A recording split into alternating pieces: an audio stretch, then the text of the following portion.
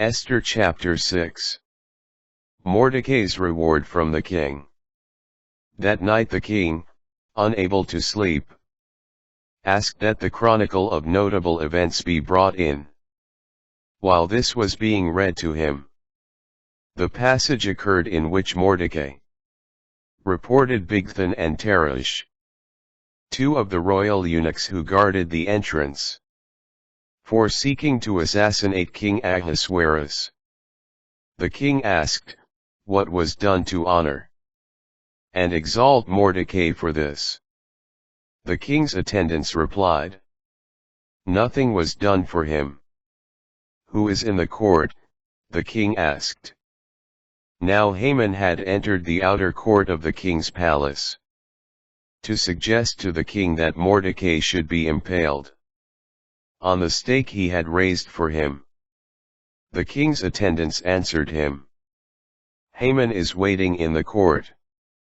The king said, let him come in. When Haman entered, the king said to him, what should be done for the man whom the king wishes to reward?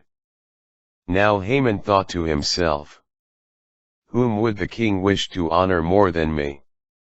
So he replied to the king, for the man whom the king wishes to honor, there should be brought the royal robe the king wore, and the horse the king rode with the royal crest placed on its head. The robe and the horse should be given to one of the noblest of the king's officials, who must clothe the man the king wishes to reward. Have him ride on the horse in the public square of the city, and cry out before him, this is what is done for the man whom the king wishes to honor. Then the king said to Haman, hurry. Take the robe and horse as you have proposed, and do this for the Jew Mordecai, who is sitting at the royal gate. Do not omit anything you proposed.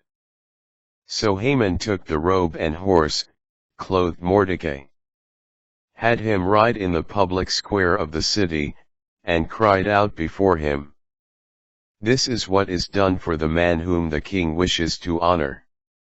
Mordecai then returned to the royal gate, while Haman hurried home grieving, with his head covered.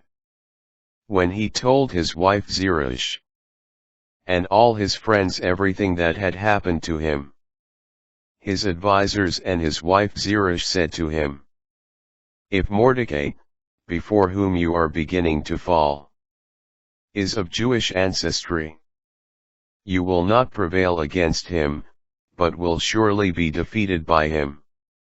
Esther's second banquet. While they were speaking with him, the king's eunuchs arrived and hurried Haman off to the banquet Esther had prepared.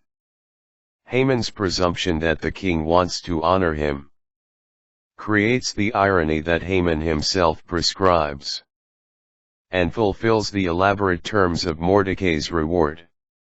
This comic reversal mirrors the fatal reversal to come. Haman and those who hate the Jews find that their plot to destroy them recoils on their own head.